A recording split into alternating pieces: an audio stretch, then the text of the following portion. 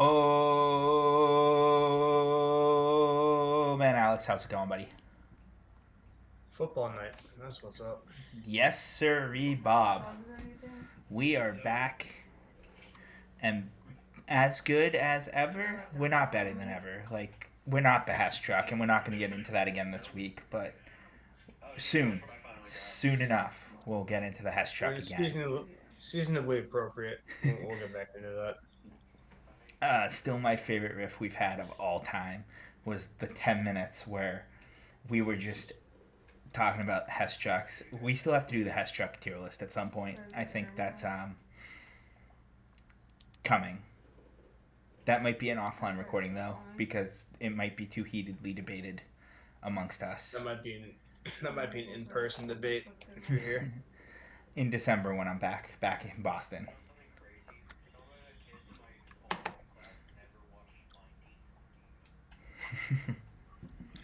All right. So let's kind of go over a content map of today, as it were.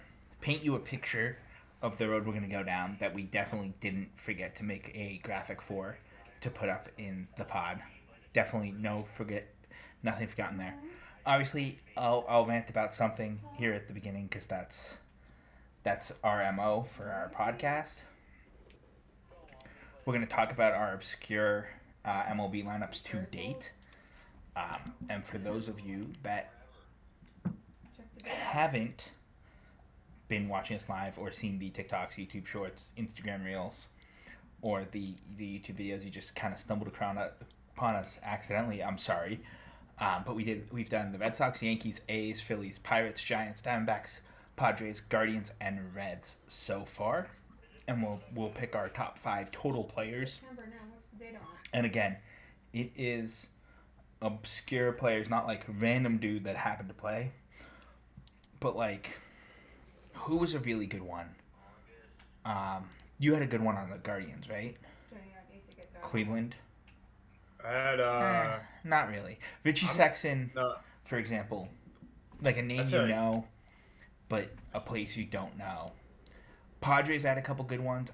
Like I said, I left Miguel Tejada off that list. Although if you look at the all-time lists we did you see who my third baseman was for that all-time list? Miguel Tejada. So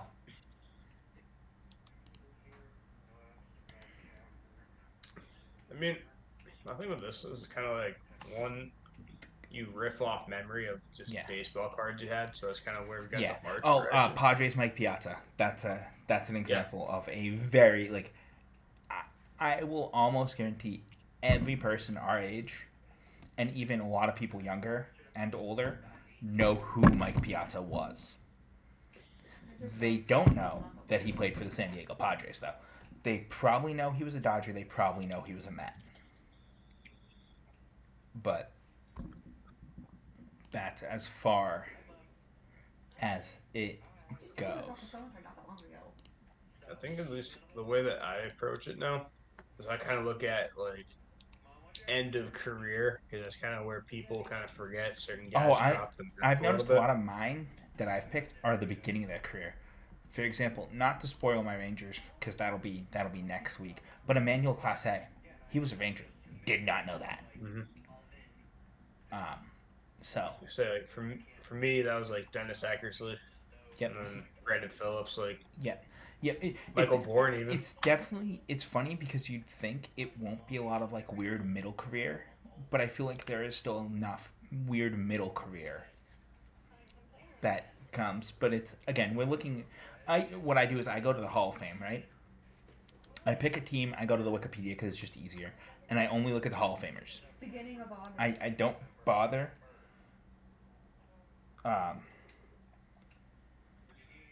I don't bother to look at anyone else before I've looked at all the Hall of Famers, and I go, all right, who do I know played here? Great, like Adrian Beltre. He's an example of a guy that ended his career, but I kind of remember that ended the career with the Rangers. But I used Randy Johnson on the Giants. Same thing. Like It's kind of randomly near the end of this career. Oh, that was one of our. I don't want to jump shit, but I think that was a good example of people just like not quite getting the premise yet, but we got people that. I want you to know I am more disappointed in the Reds one when I gave you a Deion Sanders picture. I gave you a Commander's card for him. And you used the actual Reds card instead. I was very disappointed by that. Honestly, I wasn't paying attention to that, so. Oh, that. Wait, hold on.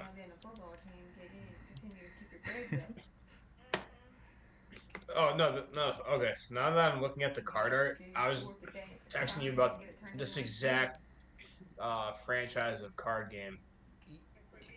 Oh There's yeah, an MLB version of this. I So do. that's what I I was getting at. vaguely remember that game. I think I have a Bernie Williams card from that franchise of cards. But We should now that you piqued my interest here. it's Wizards of the Coast, which is even better. For me, it's even better. Oh, do you want to? Can we find raw packs? Oh. Like, can we find packs of them Yeah. and rip them at some point, like for content? I'm actually looking at it right now on eBay. Can we might find have to- MLB ones specifically? I'm looking at MLB Showdown right now. Okay. If they're not too bad, we should get 2 packs, and maybe when I'm home in Christmas time ish, we could. You get you can get a 36 pack booster box for $330. Okay, yeah, no, we're not that invested. Or you can do a 2000 draft pack for 27. It looks like $27 per pack. Let's look here, shall we? It's like a deck box. You know how like you never bought Yu-Gi-Oh cards, right? Oh, I did. I played every card game. I played So, Yu-Gi-Oh you know, in like- the early days. I played Pokemon. I still play Pokemon. I play Magic. I play Lorcana a little bit. So you know how I've played Yu-Gi-Oh everything. like I'm not sure if Magic does this, but you know how they sell the structured decks, like they Yep. basically So think of it that way. That's what it looks like. I have the last structure deck I bought for Magic, using that as the example. I bought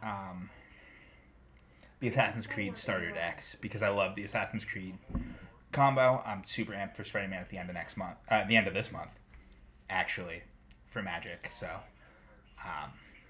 super amped for that.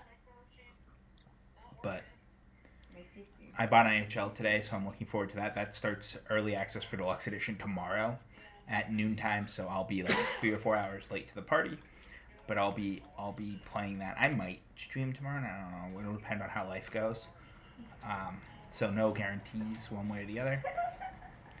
But I do have a Twitter poll up on my Twitter. The 2 options for how I'm running my Ultimate Team this year. Every year for the last 3 or 4 years, I've done NCAA. And I was thinking about it when I was playing last night. I was like, the Coast, the ECHL has a lot of guys that have played in it. So I could make a pretty good team with that. So I did vote. I did put that out for a vote. Right now NCAA is winning, so I'll probably be doing another NCAA team. That being said, the NCAA is awesome. It's really fun to do. There's a lot of really good players. Did you just quote tweet? I definitely just skewed the voting a little bit. Is the voting now tied? It probably is. Yeah, it's even. You're welcome. Thank you. A little diversity. That's fine. That just means it comes down to me, and it'll be how I'm feeling. But I wouldn't thinking count about it, on like that. goaltenders, as we talked about when we did Trivia 1. Goaltenders, I'm set. Straight up set. Forwards, depending on what legend forwards they have in the game, could be a little tricky, especially at the beginning of the year. And D-men, same thing, could be a little tricky, especially at the beginning of the year. But here's the thing. I'll be set on goaltenders, because a lot of them have come through the Coast. Uh, college is the same thing. Like, there's a lot of guys that have made it to the NHL now that have played in the NCAA, and I mean, there's a lot that have played in the coast too. So, I think both of them add another like fun dynamic challenge to the game, and it's not just get the best players. No, I'll get the best players that fit a theme. So. Then I'm assuming the player rights shell kind of follows the path of like MLB and Madden. Yeah, similarly, yeah. It might have a better strain. There's certain legends and flashbacks. I also like it because like there's also random dudes that, especially with the 2006 NHL lockout, or 2005 rather, the 2005 NHL lockout specifically, there were dudes that were in the NHL that went and played in the coast just to keep playing, and they didn't play in the AHL. They played in the ECHL probably because the team was closer to them. Type deal. But like, if the NHL would have a lockout like tomorrow, there wouldn't be like a. So it doesn't impact you guys at all, or no. So the AHL, so the NHL, the AHL and the ECHL are all affiliated league wise, but the NHL is only the NHLPA only covers the NHL players. I believe it's the PHPA is the one that covers the AHL and ECHL players, which is so like your minor leagues, your SPHL is in there too, which is the Southern Professional League, and I think the FPHL, which is the Federal Prospects Hockey League, also I believe are under I think they're all PHPA entities. I could be wrong. I haven't looked in a long time, but if the NHLPA has a lockout, or the owners have a lockout, and it's between the NHLPA and the owners, that only affects the NHL. I mean, it affects all hockey, honestly, but as far as, like, inability to play hockey, it would only be the NHL as a league that would be affected. Okay, I got you now. And I'll do some homework on it for next week and like kind of explain it a little bit better, just because. But so with things like those, like I used the 2005 because obviously there was no NHL season that year, so that is a good example of a year that you had guys definitely drop to lower leagues because they could play hockey. And a lot of guys went to Europe for the same reason, like to play hockey. But there are also plenty of guys that played in the ECHL at like the end of their career. Most notably in my time working in it, we had Newfoundland had Adam Party, who played for the Calgary Flames earlier in his career, and he was a native of Newfoundland or that area, I believe, is what everyone was telling me, and he just wanted to play one more year, play near home. So he played. He obviously won a cup in his last year because the 18-19 Newfoundland Growlers were just on another level. That unreal. They'd come to Manchester and they'd just kick our shit in every single night, it felt like. And just unreal. The Maple Leafs put so much into them, or it felt like they put so much into them, that those guys were just there to win, and they knew it. And it was great. I genuinely enjoyed working the Growlers games because not a ton of people would show up, especially not a ton of people from Newfoundland. But it was fun because, like, you could tell those guys were on a different level. I don't know if I know I've told you this story, but the last Monarchs game ever played, do you know what city it was played in? Last home Manchester Monarchs game. Do you know what city it was played in? That's a bizarre question, but it is. It is the most obscure question. This was going to be one of my trivia questions for you next time we did trivia, but I'm giving it to you now. Well, it wasn't Manchester, by the way that you're describing it, so there's that.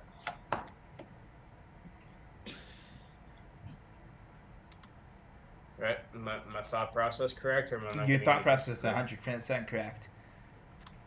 The arena had Monster Jam that day. Fun fact. Oh, is it the that is the DCU or is it No, no, Songus? nope. It was the rinks at Exeter, the youth hockey rink in Exeter, New Hampshire. We had probably about 900 people, maybe a little more than that, at the game. Um, it was weird because obviously it's a youth hockey rink. Now that I have to, still to this day I give that facilities crew all the all of the kudos in the world. They redid the ice, they redid the boards, they did everything um, to try to get it to a good enough level because it's been what 6 years now since this event, so I can probably talk about it without getting in trouble.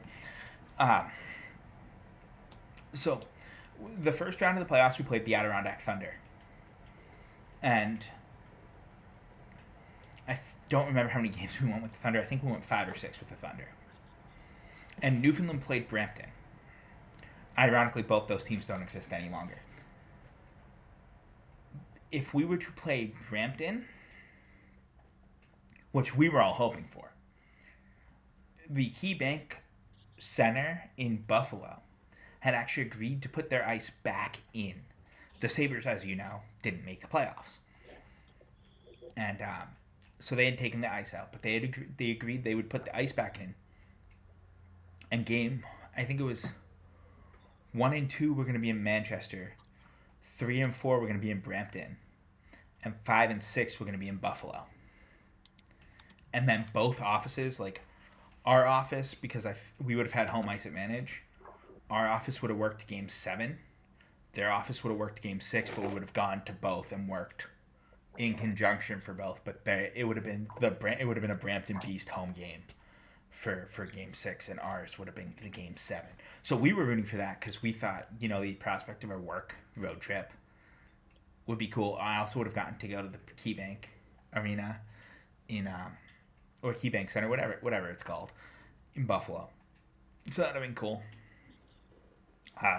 Unfortunately, Newfoundland knocked them out. I really want to say it was an overtime game even that decided that series.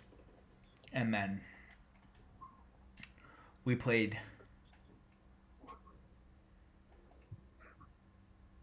1, 2, and 3. Or no, we played 1 and 2 in Manchester, 2 and 3 in Newfoundland. Or they played 3 in Newfoundland. No, because it was game 5. It was game 5 that we played in Manchester. And then we won in Exeter, which was awesome. It was the best experience I've had in my life, like crowd-wise. It was probably one of the loudest crowds I've ever heard, despite how few people it was. But so Manchester, they had the nice locker room, the biggest locker rooms on one end, and then the other end, Newfoundland had 3 youth hockey team locker rooms, and they had to get on through the glass. They wouldn't even get on the ice before they'd get on right to the benches. And so my job that night was to stop people by the Zamboni doors to the garage area where they had the Zambonis, and just keep the crowd and be like, hey guys, you got to stop so that Newfoundland can get on the ice. And everyone was like, this is so weird, whatever. I was like, no, this is the coolest thing I've ever done. I'm getting paid to literally stand 4 feet behind these guys and just watch this shit. And it was so much fun. It was weird though, because obviously being a youth hockey rink, you had, first of all, Newfoundland's backup goalie sat behind the net in a folding chair. And then it was Newfoundland's bench, Newfoundland's penalty box, Manchester's penalty box, and then our bench. Going down the side, the penalty boxes were on the same side, so it was very, very awkward when a guy would take a penalty and have to skate back off. Because I don't know how much hockey you watch, but if you notice at the end of a penalty kill, guys will beeline it to the bench. They'll come out of the box and go across with the weird youth hockey setup. I say weird. With that youth hockey setup with the penalty box right next to it, they would step onto the ice, have to clear the little circle, and then do a hard U-turn to get back to their bench, respectively. So that was that was kind of funny. Watching guys like take 2 steps to get off. So it changed the whole how a penalty kill / power play ended as well. So that was looks like I have to drive to Alewife this week. fun. Fire. Fun. You know how the Tilos that inconvenience literally everyone. Yes.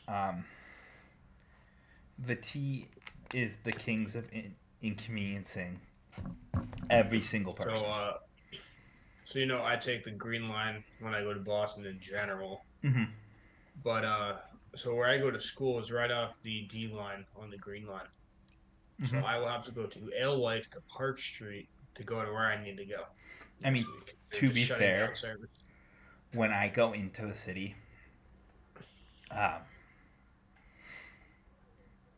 whenever I go into the city, I always was going to Alewife, but like you obviously know where I live. It was so easy to get on Route 2 and just take Route 2 right to Alewife. For you, it's almost inconvenient. Yeah, but I don't want to. Airwife's not bad though.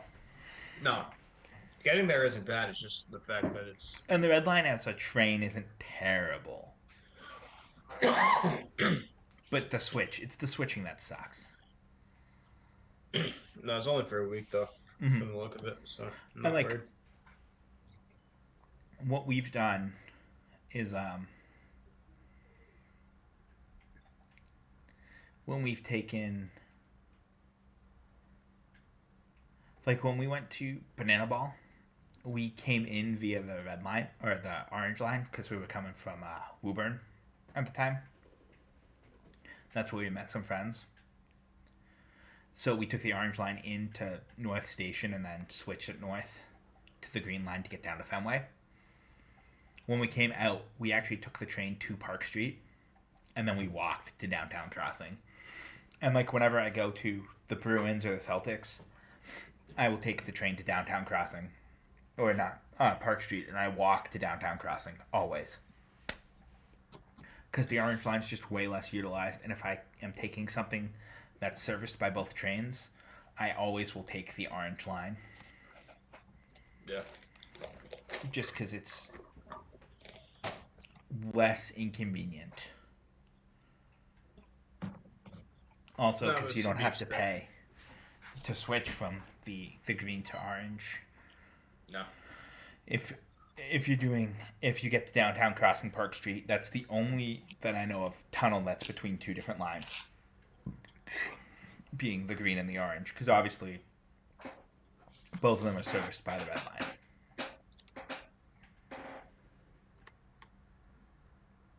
So, I have the subway map somewhere deep in the crevices of my brain. I feel like I should too at this point, but it's just like considering I know where I'm going, so I know where I have to go. So I used to go to UMass Boston all the time too to see friends. So the red line map really got glued into my brain.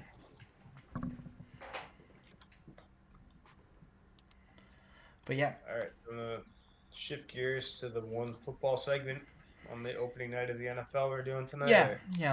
Let's go through the football segment. So the rivalry jerseys. Obviously, we didn't get an image that would scale into the pre-recorded version or the live version, but for the post production, the YouTube version, one of the versions of it will be over our logo here in the middle. So you can see what we're talking about. But I'll say it. I like them. I really like the rivalry jerseys. In general. Casting a wide net. I wish the Dolphins had gone with an orange jersey. Personally. If the Bills play a snow game with their rivalry jerseys, that's just a glitch and they win. And then I saw something about the Seahawks jersey. Someone on Twitter, I don't remember who said it, but I remember reading the comment and chuckling to myself. Said the University of Oregon would like their practice jerseys back. So, and I will say this, not a Patriots fan, obviously. I'm a Browns fan, you're a Steelers fan. I think the Patriots have the best one. Oh, 100%. I like that kind of like ice blue color. I think it's the cleanest. It's not the best Patriots jersey ever. That still will be the red Pat the Patriot jerseys with those white helmets. That's my favorite New England Patriots setup of all time. And it will always be my favorite setup of all time for the Patriots. That's up there with the Kelly Green Eagles for me. I liked the Kelly Green Eagles. The orange Dolphins I really liked. The like mid 2010s or early 2000s orange. Yeah, no, I was looking up the exact in the Reebok era of jerseys. Because I believe they did a Nike one as well, but the Reebok era. And same with Cleveland. Yeah. Their Reebok era orange jerseys were some of my favorite ones. Not a huge fan of the last time Cleveland did an orange jersey. But I do like my orange jerseys. Was that when they had the big ugly Cleveland across the top? The big Cleveland on the pants too. Yeah, it looked awful. Yeah. I won't lie. But I think so when we edit this out, I'll probably if we keep riffing on the Dolphins, I'll probably throw some pictures of that jersey. But that jersey with that font, I was like bugging about that all week when I was thinking about this. Ready? So I back in the days when I had my PS2 as my primary console, playing like Madden 05, I would have Zach Thomas on the Dolphins. I'd always use the Dolphins because he was just an animal. Or Brian Urlacher on the Bears. Would always trade for him because my two MLBs would be Thomas and Urlacher. Those orange Dolphins jerseys went so hard. So hard. You could argue that this is almost the perfect opportunity for them to bring those back. Yeah, I think, and I'll say it. I'll toot the horn of the NHL. The Adidas reverse retros, both sets, are some of the best done jersey sets I've seen, barring the first Islanders ones, both Red Wings one, and the second Blackhawks one I didn't love.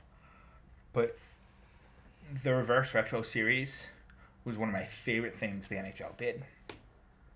It gave us a lot of good jerseys back with a modern twist, and I think that's kind of what the NHL is going, or the NFL rather, is going with these rivalry jerseys.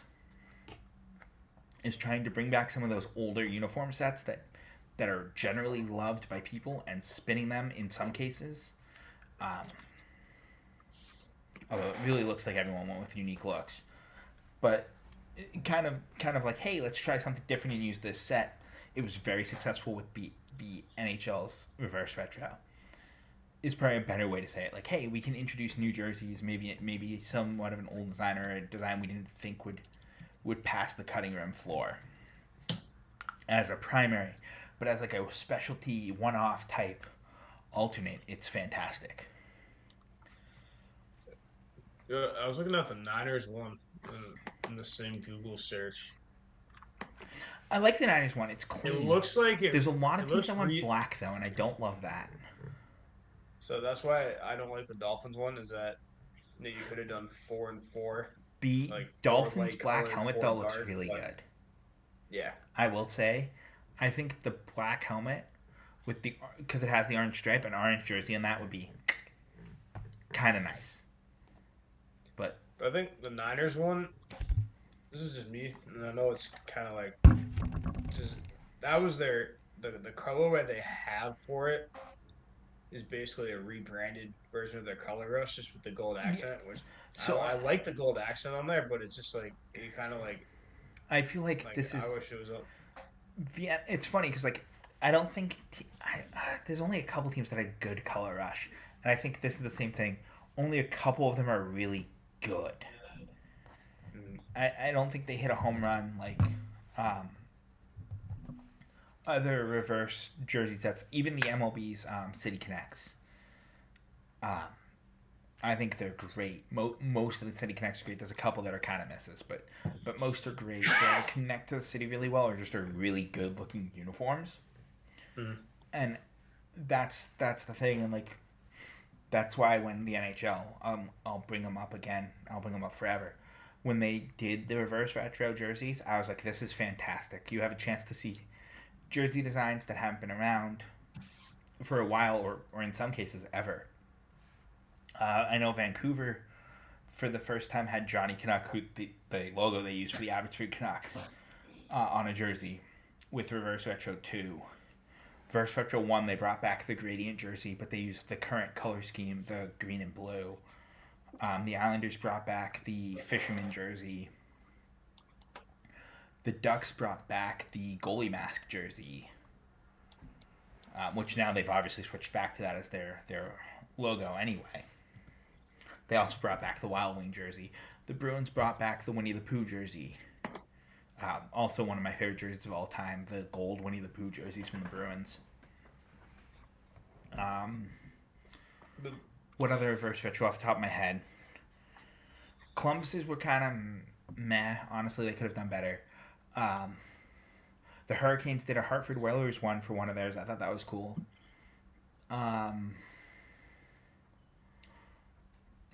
The Lightning had the good ones too. I can cut in for a sec because I actually was thinking about this. So I've been Googling away here. If the Patriots, this is just a huge hypothetical here, right? Because we were talking about the Dolphins bringing back the orange. The hypothetical of the Dolphins using this to bring back the orange. Given if they did that, and the Patriots didn't go with like call that like a gray blue almost. You call it like a slate blue? Yeah, so I was looking up their seldomly worn gray Reebok jerseys from that same era. That was actually a great jersey. I had a yeah. I'm sorry, I didn't. That's one of the Patriots jerseys I didn't have. But a lot of my friends had that Teddy Bruschi jersey specifically. Yeah, I'm like, if the Dolphins went with a light colorway, who are the Patriots to bring that jersey back at the same time? You know what I mean? I liked those like kind of gray alternates from the Patriots actually. That was a sleeper Pats jersey. Like the red one is forever gonna be my favorite one. They're like early 2000s kind of light blue, or not like royal blue. I think is the right way to describe it. Like the early 2000s one that had the flying Elvis on the shoulders. Yeah. That was also a good one. The Patriots actually had, up until their last two jersey iterations, which their home jerseys been basically the same since like 2005. Honestly, it feels like. You remember when the color rushes came out? I think what the Patriots did was they took that jersey and just made it their regular jersey. And just rebranded it. That's what they kind of did. That was about the time they switched their jersey to their most current one, and it's like, again, neither of us are a fan of the team, but the Patriots do have some of the nicer jersey sets. Like when I look at the whole breadth of it. Yeah, and that's coming from two guys that grew up in that region that aren't Patriots fans. But yeah, exactly. I think we respect the team enough to be like, they did have like still a solid uniform set for a team that ran the early 2000s. I had quite a few Patriots jerseys in my time growing up because I wanted a football jersey. We lived in New England. That was the easiest one to get. Let's see. I'm gonna rattle off the top of my head here who I had, and then I'll see. So I had Brady. Yep. I think I had Welker. Yep. Moss.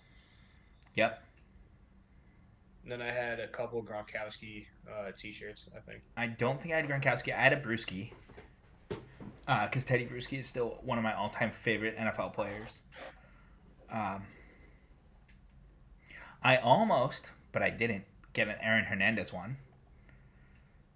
It's a little controversial, but yeah. sure. Well, before we knew that he was him. Before all that, yeah. Um, this was what 2008, 2009. Oh, it had to be. Like it was like right around my freshman year of high school, which would have been 2011. But all that stuff still happened like 13, 14. So it was still a couple years before all of the shenanigans. Because I just thought he was good at football. And he was a kid from Connecticut, so it was kind of cool. I was like, oh, like kind of a sort of local kid. That was good. I wanted to root for you. So, I had. I'm not. I want to see where we. Did you like get play like when I was a kid? I got jerseys of players I was fans of as well, not just like Steelers and whatever. So I've had in my lifetime, I've had more Patriots jerseys than any other team. I had a Peyton Manning jersey because I think almost every kid our age had a Peyton Manning jersey. I'm not one of them, but similar quarterback. I had a Brett Favre was my first jersey. It's a good one. I had a I've only had one. Well, I've had two versions of it, but I've had one Cleveland Browns player jersey. I've had two versions of it. I had a version when I was a kid, and then my mom got me one for Christmas around the end of high school when I was taller, because I really missed having that Browns jersey, and I still haven't replaced it to this day. Can you guess what player it is? Kellen Winslow. It is Kellen Winslow Jr., another person that unfortunately is kind of a bad person. Then I got speaking of controversial NFL players, a lot of my friends, I don't know if you had it, I never did, but Adrian Peterson Vikings jerseys. Yep. I had a Michael Vick Falcons jersey though, so that's not much better. But I had also an underrated jersey, by the way. I had a Devin Hester Bears, but it was the orange one. So I like the orange one way better than the blue one. But, first of all, I think this isn't a super controversial take from us. It probably is. I have not seen, barring the Browns jersey that I mentioned earlier, there has not been a orange jersey in the NFL I have not liked. The Bengals orange are very good. I like the old Browns orange. Not the big ugly letter one, but the other one.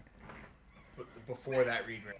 The Dolphins oranges were really good. The Buccaneers creamsicles are very good. Mm-hmm. I actually think that's the extent of orange jerseys in the NFL. Then I think one of my favorite jersey polls that whenever I bring this up in conversation, it makes me feel significantly older. But I had a Chad Johnson Bengals jersey before he legally changed his name to Ocho Cinco for those few years. A lot of my friends had those. It's also like when you see on the back. A lot of my friends had Kobe jerseys with the number 8. Yeah, no. If I had one of those, that'd be free. I have friends that right when he switched his number, I was like, "Can I buy that from you?" And they're like, "No, I'm gonna keep it." I was like, "God damn! I wish you had sold it to me. I literally would have given you like $20 right now for your jersey you bought in 1999." And I think too, it's I'm trying to think who else I had, but I think I had like Justin Tuck and Hines Ward, so I just had players I liked, but when I get jerseys and it continues to this day, if I'm gonna get a player's jersey, it's not necessarily even my team. I try to get jerseys of guys I like, and if I can get guys I like in a weird stop, that's even better. Yeah, I have to get a Washington Commanders jersey soon. So I will too, but I think I need to try to get an Aaron Rodgers Jets jersey. I think that'll just upset the whole of everyone, because Jets fans will hate it because it reminds them of that. Might as well get a new one while you're at it. Oh no! I do have a player in mind for the Steelers jersey I will eventually acquire. Fair enough. But because I think my goal in life is to have a jersey from every team. Singular from every team I'm like 100%. I want to do every team that's been in the leagues I've worked in. So like I will go around and eventually collect all the IFL teams from the time we worked in the IFL. So good news, no teams have folded and no teams have been Fisher's Fate have been created, but no teams have folded. So that's still an obtainable goal. I'm still working through the ECHL because I need to get Newfoundland, I need to get Brampton, I need to get Newfoundland and Brampton are the only teams that have gone away. And then I just have a lot of teams I have to get because I only have Cincinnati and Manchester. Did I throw in a IFL tidbit today? So yeah, go for it. Older name, but are you familiar with Jonathan Bain, the quarterback? I've heard the name. Like he played for Frisco, the Pirates' first year in the IFL, and I think he was with Jacksonville too. So that was the year before I was at the Pirates. That was the year I started, you're right. Okay, yeah. That was the year you guys won the championship. So he is now the head coach of the San Antonio Gunslingers, as announced earlier today. That's amazing. Good for him. Social. I always root for guys that when they eventually hang it up, if they can just continue working around it and they love it, I root for them. Especially guys that played in minor leagues, played like arena ball in the football case. I want to see those guys becoming coaches. I want to see those guys becoming the ones coaching the top of the crop players, like telling them, I know what it's like to have to grind through this because I went through this grind. So I think that's huge, getting coaches like that. Then I want to add one more jersey point, and then we'll probably just keep pushing along here. But we both have to get Lucas Dennis Falcons jerseys. So yes, we do. We need to get one for our buddy as well. That's down in South Carolina. I know one person that we all mutually know that has one. It is confirmed that he has one. Oh, he happens to be a fan of the team as well. So. Oh, that makes sense. Actually, that he has one. I was just talking to him the other day. That is such a great jersey pull on his part. The fact that it all lined up the way that it has, that we all know him, and he's a great guy. Honestly, no, all around, yeah. One of those. I've said this about the guys I've met that have worked in hockey. When I worked in hockey, and I'll say it again about the guys I worked with in arena too. It was awesome talking to them as people. Like am I impressed with your athleticism? Of course I am. I think that's stupid to say I wouldn't be. You're a top tier professional athlete if you're any level of professional athlete. That's just life. You're top tier of your sport. And I remember talking to Joe, taking him to doctor's appointments and just having a normal conversation with him. And now, when we took him to doctor's appointments, that was in Boston. We were working in Worcester. That was like a 45, 50-minute drive. And good people, just good people. And I wanted their careers to pan out better than for them. I wanted them to pan out because there was just genuinely people I enjoyed talking to and having conversation with. Yeah. And so it did suck a little bit. You'd see a guy go to NFL camp and then get cut, and you'd be like, damn, he was my guy. So. I guess the next couple, this one we can kind of hit on pretty quick because I feel we can riff on it at another day too. But so I was on Instagram on Monday, might have been last week too. But somebody I used to work with in Ohio on his Instagram story, but he wants to go to a certain game just as a fan for the experience. Mm-hmm. Now, he happened to be a fan of this team, so for him as a fan, that's kind of obviously you want to go experience a home game at that stadium. But are there any, in game environments that you want to go to, for sure? And this is, your team doesn't even have to be in it. You just want to go. Yes. If somebody hands you a ticket to go. I think everyone would say the Super Bowl. I think it'd be cool to go to the Super Bowl. I want to go to a World Cup game specifically like a World Cup final game, I'm actually gonna see how much it's gonna hurt my wallet to try to get tickets at Gillette for next summer. Next week. For the World Cup, because I would love to go to a I game. saw next week. I did see next week they're gonna drop the first round of tickets. And I'm willing to sit up in the friggin' 500s of Gillette Stadium for it, because again, just for the atmosphere.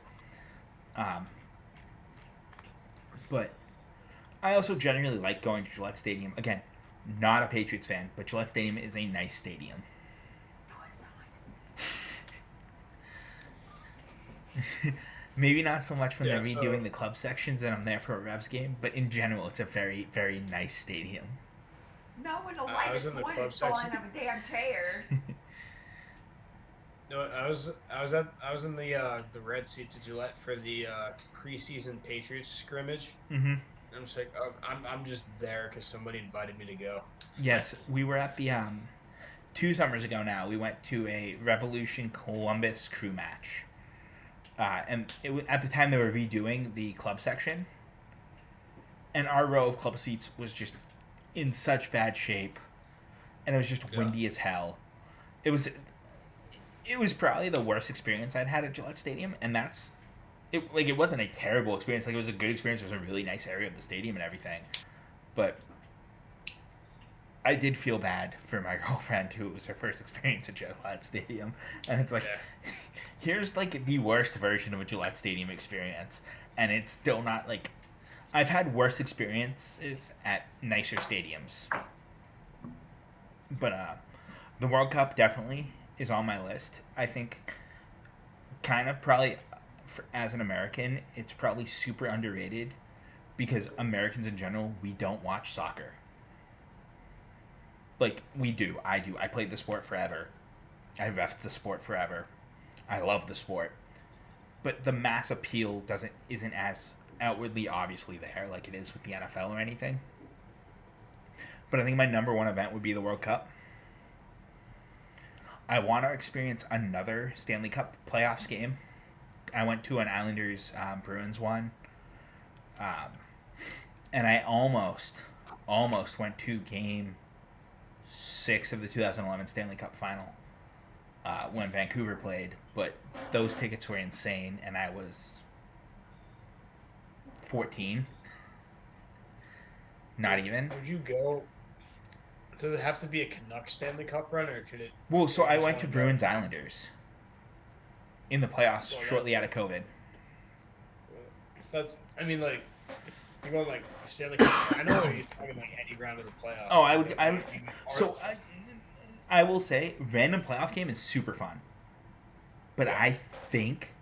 By the way, that Islanders game, I sat up in the 200s or maybe even the 300s of TD Garden. I was behind one of the nets. I paid $350 before fees on my one ticket. It was the single most expensive ticket I've bought in my life. And I know that's not a lot of money. $350 is not a ton. But we went to, me and my buddy, in 2022, or 2021, rather. It's like the next fall, we went to the Patriots-Browns game. I think our total ticket cost was $3 something for both our tickets. Yeah. For the Patriots-Browns game. Now, again, regular season Browns game versus playoff hockey game when COVID's just ended. COVID restrictions had just ended. At least. So, like... Yeah, and I mean... And, like, I was working at the school at the time, whatever, so I was very cautious with everything I did because I worked at a school. And then you're also talking about the price multiplier for a playoff game. So, like, that's to be expected when you're putting in your information. So. Yeah, also I bought it pretty close. I think I bought my ticket about 2 days before the game, too. I mean, so I definitely got resaleed on it, too, which is fine. I don't mind, but... Yeah. So, like, when I was kind of thinking about it was, I know, like, the obvious list for me would be a World Series game, Super Bowl. That's regardless of my teams are in it. Like, I've already been to I went to the ALDS game where the Red Sox clinched against the Rays. So, and I got my ticket that day because I won a ticket drawn. But, I think the interesting thing for me is like I watch enough college football to like have a rooting interest in the Oregon Ducks. So like to go to Oregon and experience a game there. I will say, But like college football bowl games one of the more fun experiences I've had in my life. yeah, so And I like went to I a want to minor go to bowl. like I'd love to go to like one of the CFP games now. CFP would be fun, but But honestly, I think not that any bowl games are really played near Cincinnati. But like I went to the at the time was the Belk Bowl with my brother, and it was Virginia Tech, Arkansas, and that was one of the more fun experiences I had at any sporting event. I would definitely go back to a college football bowl game, and I'm not the biggest college football fan. Like I like college football, I like football in general. But if I'm given the option of football or soccer or football and hockey, I'm gonna pick soccer or hockey every single time because those I was a soccer player by trade. Well, not by trade, but I was a ref by trade. I did get paid to ref, but I played soccer and had so much of my life devoted to soccer. And then hockey's always been my favorite sport. So I definitely want to see um, a game in Germany, the German league for hockey, the DEL. Apparently, I'd be apparently their thinking games are soccer. I just was thinking Bundesliga. ridiculous. No, German hockey. German hockey. Apparently their I games are think nuts. like I want to go to like a Premier League match or even like Barcelona against Real Madrid. Just like Mm-hmm. European soccer to experience that. But I think I should have for gone to. me, I we gotta wish I go had back. gone to the Club World Cup this year because they played it here in Cincinnati. Some of the games, and so there were a lot of But, those European sides, and you would have gotten yeah. the light version of it. I can only assume. But I mean, I just want to circle back to my point that we'll just keep the train rolling. But if I want to go to Oregon, right? Mm-hmm. But I just want to go like to an SEC game day, whether that's like Bama, Florida, Georgia. I do want to go to a game at Ole Miss. Yeah, so like They any like they are these my schools, the two that would be the two schools I follow are UMass, obviously. Um, not obviously because UMass fans are falling out of the woodwork. Um, but UMass athletics I really follow, and then Ole Miss. I've always had an affinity for Ole Miss. Um, so those are kind of the schools that I would love to go to a game in Oxford, Mississippi. Um, I have been to a game at McGurk and Amherst. We went to one like junior year of college. Me and some of my friends, we drove out to Amherst, which, by the way, Amherst to Springfield, probably a half-hour drive. Or Springfield to Amherst, rather. Like half-hour, 45 minutes drive. I know I want to get ready for the football game, so just we can scrap the fourth item for next week. But do you want to just do the conference guess and call it a night? Yes, sir.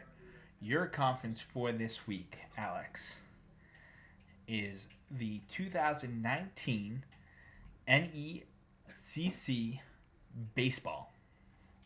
It is a Division III conference, as you know. As I know. All right, so I'm gonna rapid fire like 3 or 4. All right, so we go Mitchell,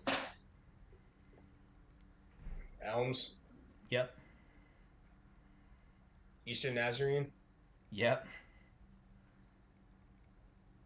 Oh man, I should know all. There are I 9 forget total. all of these off the rip now. New England College. Yep.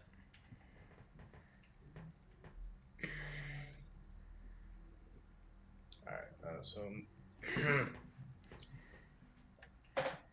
this is where I'm gonna slip up because I can. As I already said. You said all the easy ones. Yeah, no. Looking at the Dean. list. I think Dean's still there. Yep. At the time, Dean would still be there. Yeah, because Dean. I remember my sophomore year. I think they started their exploratory phase, and then they settled. Mm-hmm.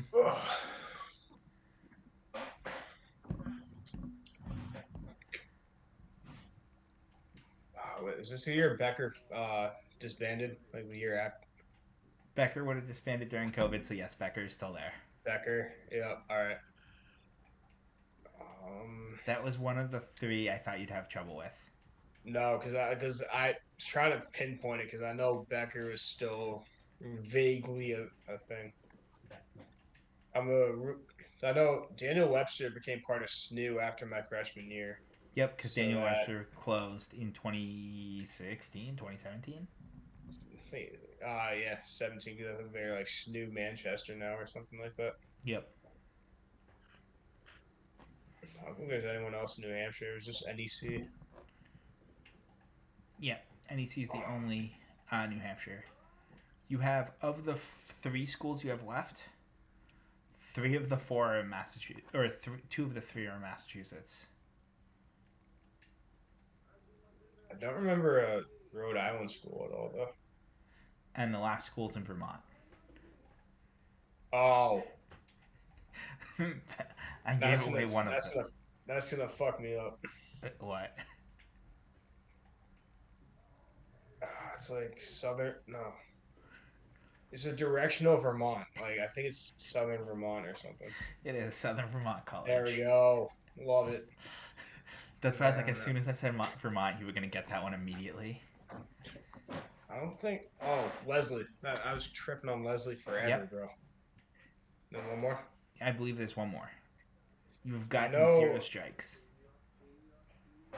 Okay, so I know I think going into COVID, or maybe the year before, Mitchell played Newberry in basketball, but I don't remember Newberry having a baseball team. But plus, I have my bonus strike, so I can just throw out. You Newberry. have 4. You can guess 4 division, well, 5 Division III colleges potentially. Well, 4. You have 4 guesses to get one. All right, let me waste one. Let's put Newberry. That is it. Take my strike right there. Oh, bam. All right, I'm not.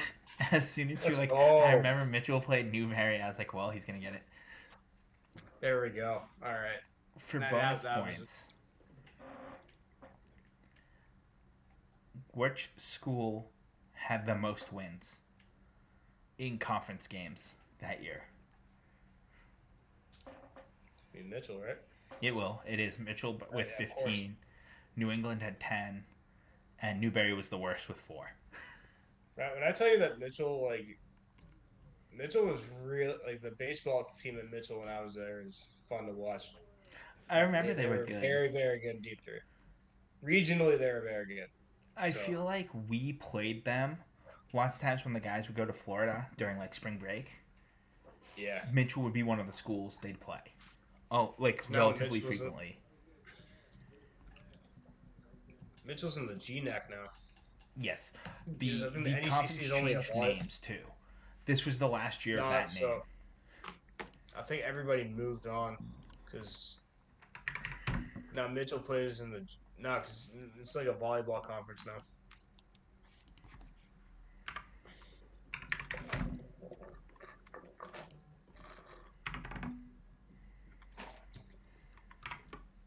You absolutely slaughtered that, though. Good job. I know my shit. Can chat throw a W in there? Just real quick. Just a W in chat, please. No, you did a good job with that. I really thought naming your own conference of your school would trip you up. No, but I think also it's been 5. I'm gonna call it 5 years since I've been around there. So like, I didn't really keep up with things. I don't really keep up with the athletic side of things. Really, once people I knew started leaving, so just kind of I'm the same way. Like I know roughly the CCC, but which was the conference my school was in. But if you had me actually guess it, I would have to like really dig through my brain and be like, were they in our conference or did we just play them every year? Because that's the weird thing about D3, right? There are some schools that we played every year that I know are not in our conference. Yeah, but there's so many like smaller regional conferences that those conferences just kind of say, hey, we're going to set up a baseball series. Perfect example. Perfect example. Western New England played Springfield College every year in almost every sport. Springfield College is not in the same conference as Western New England. But same because we played in the same city, we lived in the same city, we'd play them all the time. That being said, former D1 Hartford is in the same conference as not Hartford, New Haven. Mm-hmm. Is in the same conference as my college. So that was fun. Solid way to end the night. Let's call it that. Yeah, that was good. I was genuinely impressed that you did it without getting a strike.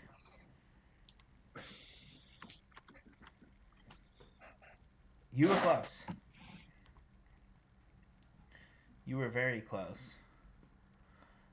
And next week will be our last one, and for at least 1 week, potentially 2, or for 2 weeks. So we'll do one next week, and then we'll be off for 2 weeks. Because Alex has conflicts the week of the 19th, and I have a conflict the following week. So. Actually, let me. I have a conference in mind. I might have to. I actually have to look this up. What conference is it? There's a school in mind that comes to mind here. You're gonna give me a D3 conference, aren't you? And it's gonna be Anaria's conference. Nope.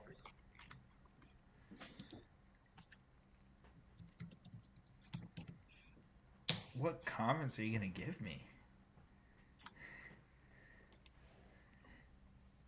Let's see.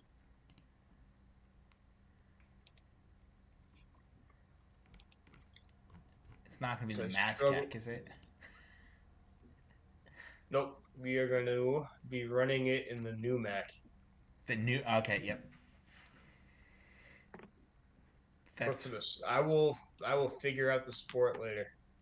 Okay. But the new Mac sport in the year. The information you're going to get. New Mac, a sport in a year. I at least gave you the sport. Not that honestly, I think with D3 the sport's almost less helpful. We're gonna go basketball on this one. We're gonna go women's basketball on this one. New Mac women's basketball. Yeah. So you're getting I want you to know you're getting the A10 men's ice hockey next. Who is Dayton?